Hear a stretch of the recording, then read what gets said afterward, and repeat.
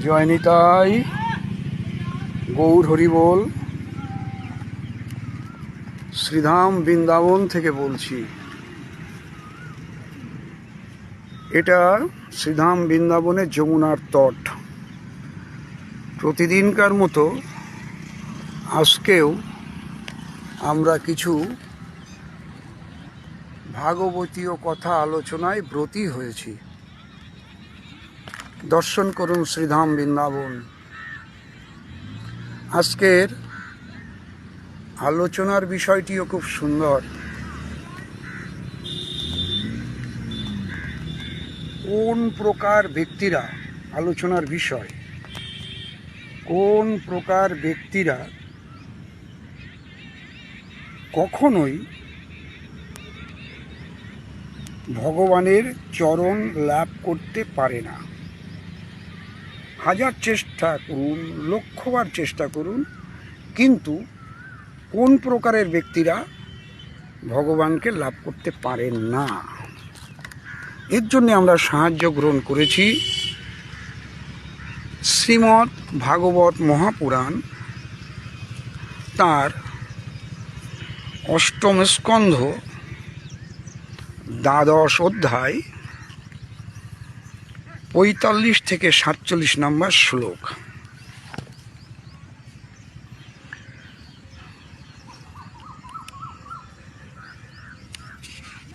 সমুদ্র মন্থনের পরে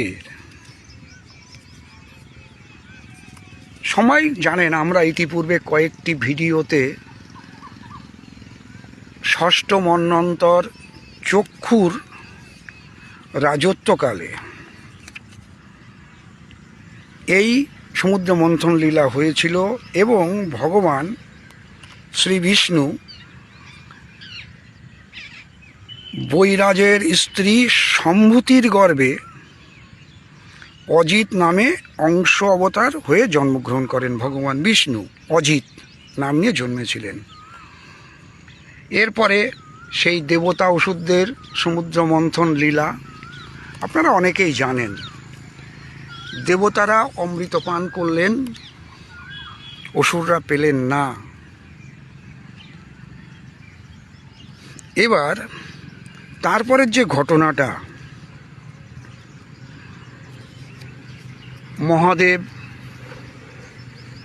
মোহিনীরূপ দর্শন করলেন, তার বীর্য থেকে সোনার উপর খনি তৈরি হলো। এর আগের ভিডিওয় আমি এ কথাটা বলেছি, এগুলো আলোচনা করেছি, নাম্বার অনুযায়ী বলেছি কোথায় ভাগবত এগুলো পাওয়া যাচ্ছে। এখানে কারা ভগবানের চরণ লাভ করতে পারেন না, শুকদেব গোস্বামী এই প্রসঙ্গে কি বলছেন পরীক্ষিত মহারাজকে।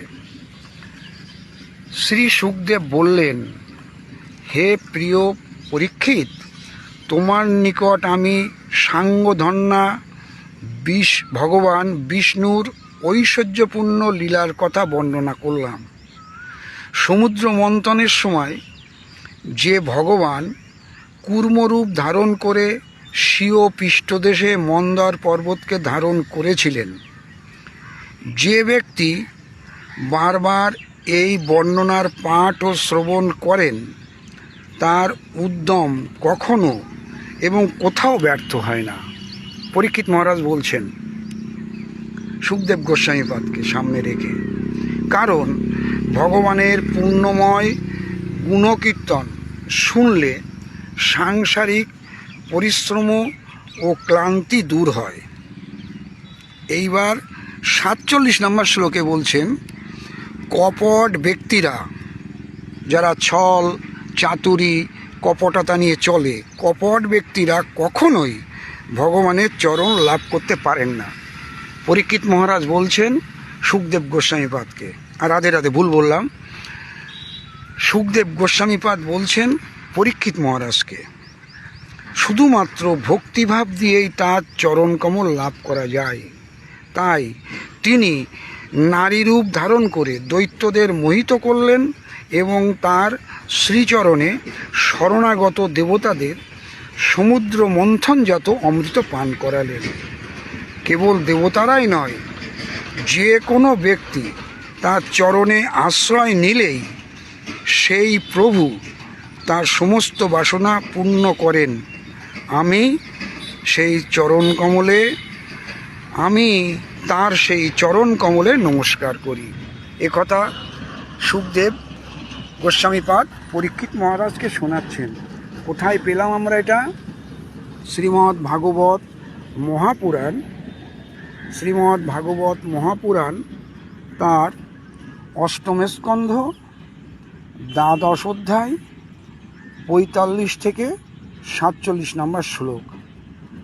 ভিডিওটি ভালো লাগলে আপনারা লাইক, শেয়ার, কমেন্টস করতে পারেন এবং এরকম শাস্ত্র সিদ্ধান্ত অনুযায়ী ভাগবত কথা শ্রবণ করার জন্যে চ্যানেলটিকে সাবস্ক্রাইবও করতে পারেন।